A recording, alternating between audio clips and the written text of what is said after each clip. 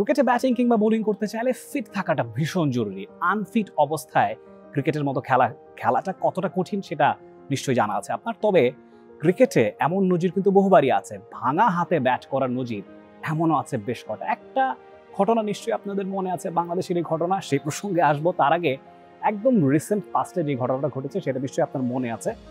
ইংল্যান্ডে ইন্ডিয়া এবং ইংল্যান্ডের মধ্যকার সবশেষ টেস্টে ওভালে ক্রিস ওকস এক হাতে ব্যাট করতে নেমেছিলেন এবং তার সেই হিরোইক এক্সপিরিয়েন্সটা ভূয়সী প্রশংসা কুড়িয়েছে। ওভালের সমস্ত দর্শক স্ট্যান্ডিং ওভেশন দিয়েছে, জোর করতালিতে তাকে ওয়েলকাম করেছে এবং তিনি যে সাহসটা দেখিয়েছেন, যদিও তাকে ব্যাট করতে হয়নি, তিনি ব্যাট করতে যাওয়ার আগেই আসলে ইন্ডিয়া 6 রানে ম্যাচটা জিতে নিয়েছে।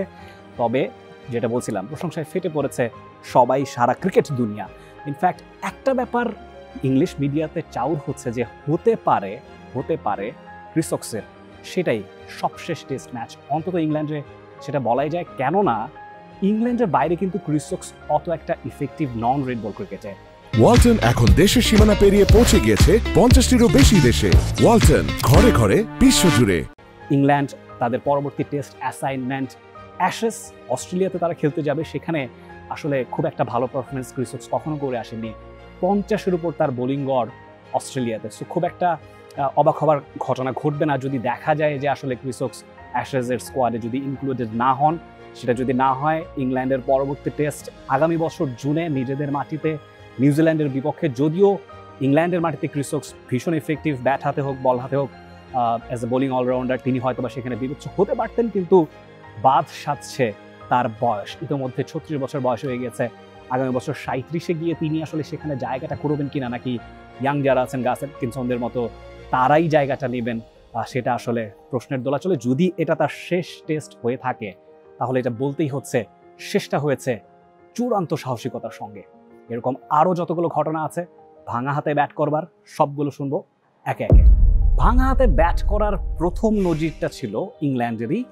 তিনি ইংল্যান্ডের ক্যাপ্টেন কলিন কাউড্রে 1963 সালে লর্ডসে ইংল্যান্ড বনাম ওয়েস্ট ইন্ডিজের মধ্যকার যে ম্যাচটা হচ্ছিল, সেখানে ইনিংসের শুরুর ভাগেই তার হাত ভেঙে গিয়েছিল, তিনি রিটায়ার্ড হার্ট হয়েছিলেন। তারপর ম্যাচের একদম অন্তিম পর্যায়ে চূড়ান্ত এক্সাইটিং সিচুয়েশন, ঠিক যেমনটা ইন্ডিয়া এবং ইংল্যান্ডের সবশেষ টেস্টের কথা বলছিলাম ওভালে, এমন সিচুয়েশনে মাত্র 2টো বল বাকি আছে ওই টেস্টের শেষ দিনের, 6 রান দরকার ইংল্যান্ডের জয়ের জন্য। ডেভিড অ্যালেন, তিনি অবশ্য টেল এন্ডার ব্যাটার, কলিন কাউড্রের মতো পুরোদস্তুর লেজেন্ডারি ব্যাটার তিনি নন। তবে সেখানে তারই থাকাটা বেশি দরকার ছিল। রান আউট হওয়াতে নন স্ট্রাইক এন্ডে ভাঙা হাতে কলিন কাউড্রে আরও একবার নেমে যান মাঠে খেলতে, এবং লর্ডসের মতো জায়গায় যেখানে চূড়ান্ত দিনে খেলা পৌঁছেছে, ম্যাচ জেতাটা জরুরি কিংবা অন্তত পক্ষে ড্র করা জরুরি, সেই জায়গায় গুরুদায়িত্ব তার ছিল ক্যাপ্টেন হিসেবে। ক্যাপ্টেন লিডেড ফ্রম দ্য ফ্রন্ট, সেই জায়গাটা তিনি এনশিওর করেছেন। ডেভিড অ্যালেন, তিনি শেষ 2টো বল অবশ্য রান করতে পারেনি, 6টি রান আদায় করা সম্ভব হয়নি।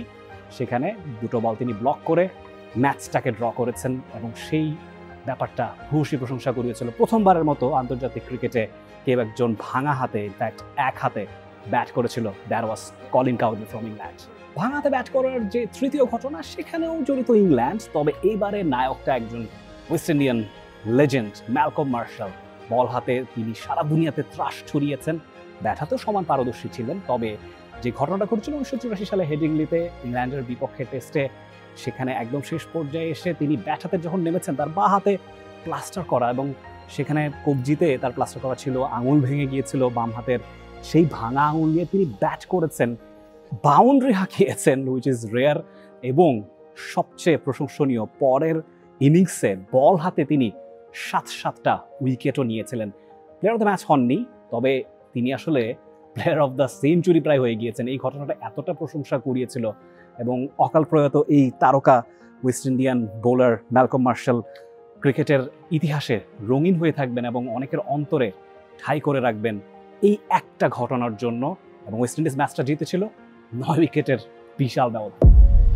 ইন্টারেস্টিংলি, ভাঙা হাতে ব্যাট করার যে চতুর্থ ঘটনা, সেখানেও ম্যালকম মার্শাল ইনক্লুডেড। খেলাটা হয়েছিল পাকিস্তানে, আগের ঘটনার ঠিক 2 বছর বাদে, অর্থাৎ 1986 সালে ফয়সালাবাদ টেস্টে যে ঘটনাটা ঘটেছিল সেটা খানিকটা কন্ট্রাডিক্টরি। কেননা পাকিস্তানের যেই সেলিম মালিক ম্যাচ ফিক্সিংয়ের দায়ে আজীবনের জন্য ক্রিকেট থেকে নির্বাসিত হয়েছিলেন, নিষিদ্ধ হয়েছিলেন, সেই সেলিম মালিকই দেশের জন্য এক হাতে ব্যাট করেছিলেন। সেদিন যদি তিনি ব্যাট না করতেন, ওয়াসিম আকরাম যিনি একজন বোলার হিসেবে সমধিক পরিচিত, ব্যাট হাতেও তার কারিশমা সময় সময় ক্রিকেট দেখেছে। তিনি হাফ সেঞ্চুরি করেছিলেন, তিনি 6-6টা উইকেট পেয়েছিলেন এবং পাকিস্তান ম্যাচটা বিশাল ব্যবধানে জিতেছিল সেই ফয়সালাবাদের টেস্ট ম্যাচে, যেখানে ম্যালকম মার্শাল তার অপোনেন্ট ছিলেন। তার বল তিনি ফেস করেছেন, ডান হাত বাম হাত দুই হাতেই ব্যাট করেছেন। সেই জায়গায় সেলিম মালিক যদি ক্রিজে না যেতেন, ওয়াসিম আকরামের হাফ সেঞ্চুরিটা হতো না এবং সেই জায়গায় হয়তো সারা জীবন ওয়াসিম আকরাম কৃতজ্ঞ থাকবেন সেলিম মালিকের জন্য। কিন্তু তার এই সাহসিকতা সেই সময় যতটা প্রশংসা করিয়েছিল, ক্যারিয়ার শেষে ঠিক ততটাই ফিকে হয়ে গেছে তার অবদান যখন তিনি ক্রিকেট থেকে নির্বাসিত হয়েছিলেন আজীবনের জন্য। এবার আসা যাক একদম অন্তিম ঘটনায়, যেটার জন্য হয়তো আপনি খানিকটা অপেক্ষাই করছেন যদি আপনি তামিম ইকবালের একজন ভক্ত হয়ে থাকেন। ঘটনাটা 2018 সালের এশিয়া কাপ চলছে, শ্রীলঙ্কার বিপক্ষে ম্যাচ। দুবাইয়ে ওপেনিংয়ে ব্যাট করতে হতো তামিম ইকবাল সচরাচর নামেনি, তিনি সেদিন নেমেছিলেন। তবে ম্যাচের একটা পর্যায়ে তিনি হাতে চোট পান, বা হাতের বুড়ো আঙুলটা তার ভেঙে যায়, হসপিটালে যেতে হয়। তবে হসপিটাল থেকে 2 ঘন্টা বাদেই তামিম ইকবাল ফিরে আসেন। যেই তামিম ইকবাল বাকি টুর্নামেন্টে খেলতে পারবেন কিনা সেটা নিয়ে সংশয় জেগেছিল, সেই তামিম ইকবাল ফিরে এসে ব্যাট করেছেন এক হাতে এবং তার এই হিরোইক অ্যাক্ট সারা দেশে ভূয়সী প্রশংসা করিয়েছে। আজও প্রশংসায় অনেকে পঞ্চমুখ হয়ে যান যখনই তামিম ইকবালের কথা আসে। তার ক্যারিয়ারে যত কন্ট্রিবিউশন আছে তার মধ্যে এই একটা ঘটনা একটা মাইল ফলক হয়ে থাকবে। যে সাহসিকতার পরিচয় তিনি দিয়েছেন শ্রীলঙ্কার বিপক্ষে ম্যাচে, ইভেনচুয়ালি হি সাকসিডেড এবং বাংলাদেশ ম্যাচটা জিতেছিল। এবং প্রশংসা একদম 16 আনা তামিম ইকবাল কুড়িয়েছেন এবং অন্তরের অন্তঃস্থল থেকে এখনও ক্রিকেটাররা এই ঘটনাটা হয়তোবা বারে বারে তাদেরকে নস্টালজিক করে দেয়, যারা কিনা তামিম ইকবালের একনিষ্ঠ ভক্ত, বাংলাদেশ ক্রিকেটের যারা ভক্ত। এই ছিল এক হাতে ব্যাট করার সমস্ত আদ্যপান্ত। এই ধরনের ঐতিহাসিক যত ঘটনা সব শুনতে হলে, দেখতে হলে চোখ রাখতে হবে টি স্পোর্টসের পর্দায়।